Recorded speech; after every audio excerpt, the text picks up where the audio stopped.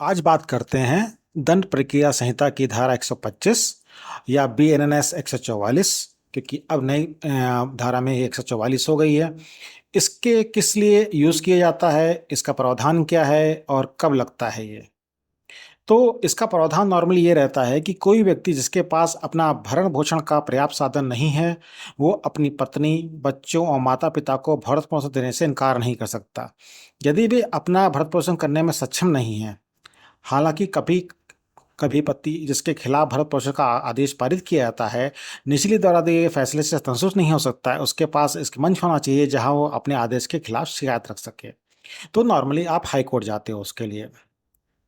अब बताते हैं कि 125 सीआरपीसी का दायरा क्या है। इसके दायरे के अंदर पत्नी, बच्चे और माता पिता को भरण पोषण का प्रावधान करती है। पक्ष द्वारा संहिता की धारा 125 लागू करने के बाद अदालत प्रतिवादी यदि पति को आदेश दे सकती है कि वह उस पत्नी को मासिक भरण पोषण प्रदान करके उसका भरण पोषण करे जो अपना भरण पोषण करने में असमर्थ है। तो यहाँ ध्यान देने वाली बात है, अगर पत्नी अपना भरण पोषण करने में असमर्थ है तो।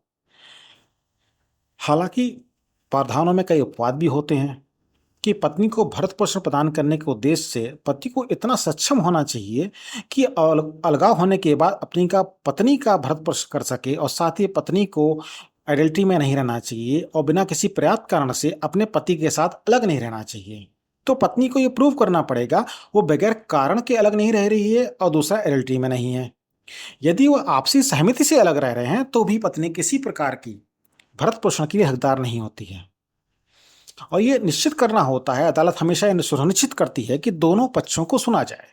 तो आपको जब भी लगे कि आपका और पत्नी का विवाद चल रहा है, पत्नी आपसे अलग रह रही है, तो कोई भी कोर्ट का नोटिस आए तो उसको इग्नोर मत कीजिए, क्योंकि इग्नोर करने से ही होगा कि आपके खिलाफ इंट्रीम मेंटेनेंस बन जाएगा। और एक बार इंट्रीम मेंटेनेंस बन गया तो उसके बाद आपको कोर्ट के चक्कर लगाते रहेंगे आप। विड्रा बहुत मुश्किल से होता है, आपको हाईकोर्ट जाके प्रूव करना पड़ेगा कि किस रीजन से उसको विदहल्ड किया जाए या उस पर स्टे ऑर्डर लगाया जाए। आइए अब बात करते हैं कि पत्नी की परिभाषा क्या है। पत्नी किसी भी उम्र की हो सकती है, नाबालिग या बालिग, लेकिन धारा 125 के अनुसार पत्नी का कानूनी रूप से विवाहित महिला है। विवाह की वैधता पार्टियों पे व्यक्तिगत कानून पर नियंत्रण होती है। अगर दोनों लोग विवाहित हैं तो पत्नी को शादी मानी जाएगी। एक दूसरे को माला पहनाकर शादी की गई अमान्य होती है।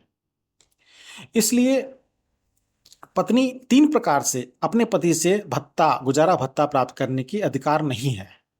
कि पहला, वो एलर्जी में रह रही हो। दूसरा, वो बिना किसी पर्याप्त कारण के अपने पति के साथ रहने से इनकार कर दे। और तीसरा, यदि वे आपसी सहमति अलग रह रहे हैं। नॉर्मली इसको कहा जाता है कि अगर, और एक ये भी है कि अगर माता पिता जिनका अपना कोई भी साधन नहीं है आय का, वो अपने बेटे या बहू से भी 125 सीआरपीसी का मुकदमा कर सकते हैं।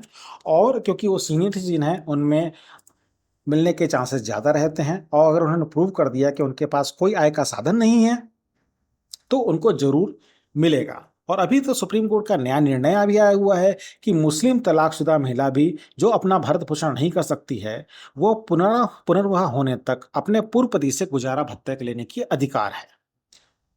तो इसको बहुत ही ध्यानपूर्वक सुनिए। मैं आपसे बार बार क्यों कह रहा हूं कि कोई भी कोर्ट के नोटिस को आप इग्नोर ना करें, क्योंकि अगर आपने इसको इग्नोर किया तो आपके खिलाफ अंतरिम गुजारा भत्ता बन सकता है। हमेशा ये चीज करें कि कोई भी कोर्ट का नोटिस आए तो किसी भी काबिल वकील से मिलने की कोशिश करें। कोर्ट हर डेट पे जाएं, क्योंकि कोर्ट ये भी देखता है कि आप कोर्ट के नोटिस को इग्नोर नहीं कर रहे हैं। आप अपने तथ्यों को पूरा अच्छी तरह से कोर्ट के सामने रखिए। अपना pay slip, bank account, ITR, जो भी लोन्स डॉक्यूमेंट हैं, जो भी लोन लोगों आपके ऊपर, होम लोन है, कोई और लोन है, सारे सारे चीज़ आपको अपने नेहावत रत्नेश के जो एफिडेविट है उसको फाइल में करना है। कोई भी चीज़ छूटनी नहीं चाहिए। कोई मेडिकल बिल है, कोई भी आपको प्रॉब्लम्स है, वो बहुत ही अच्छा फॉर्मेट है और उसमें सारा कुछ आपका आ जाएगा, एम्प्लॉयमेंट हिस्ट्री से लेकर। सेम चीज़ आपकी पत्नी को भी करना पड़ेगा। वो ये नहीं कह सकती अगर वो कहीं काम कर रही है तो उसको पूरा डिटेल देना पड़ेगा, अपना आईटीआर फाइल करना पड़ेगा, पे स्टब देना पड़ेगा, जितने बैंक अकाउंट्स की डिटेल देनी पड़ेगी। सब कुछ जैसा आप करेंगे वैसा उनको करना पड़ेगा।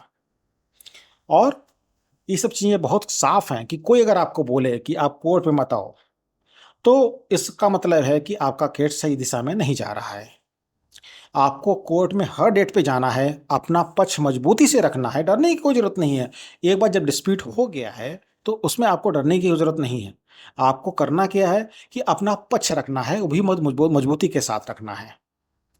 और अगर आपने केस अपना मजबूती के साथ रखा, तो आप केस जीत भी सकते हैं।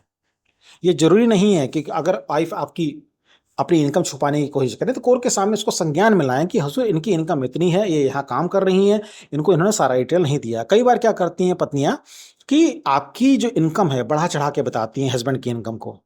लेकिन अगर आपके बैंक अकाउंट में सारा कुछ आ रहा है, आपने बैंक अकाउंट के थ्रू प्रूव कर दिया कि मेरे पास इतना लोन है और मेरी सैलरी इतनी ही है और वाइफ़ आपसे ज़्यादा कमा रही है, तो उसको इंटरिम मेंटेनेंस नहीं मिलेगा या किसी प्रकार की मेंटेनेंस नहीं मिलेगा। तो सारी बातें ध्यान रखने योग्य हैं कि कब किस दिशा में आपका इंटरिम मेंटेनेंस बन सकता है या नहीं बन सकता है। क्योंकि नॉर्मली डिस्प्यूट होने के बाद मेंटेनेंस के कई केसेस लगते हैं।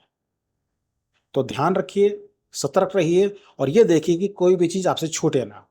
टाइम लीजिए, क्योंकि जो भी पिटीशन फाइल करेगा उसमें कुछ ना कुछ गलतियाँ आपको निकालनी है। आपको केस लड़ने नहीं जाना है। केस लड़ेंगे तो 8-10 साल आपके 20 साल निकल जाएँगे। केस नहीं लड़ना है। आपको जो पिटीशन में है वाइफ की तरफ फाइल की गई है, उसमें आपको गलतियाँ निकालनी हैं, उस गलतियों के बल पे आपको केस जीतना है। अभी के लिए इतना ही। और अगर आप पहली बार इस चैनल पे आए हैं तो लाइक, सब्सक्राइब करना मत भूलिएगा। ऐसी अच्छी वीडियो आपको जल्दी ही मिलते रहेंगे।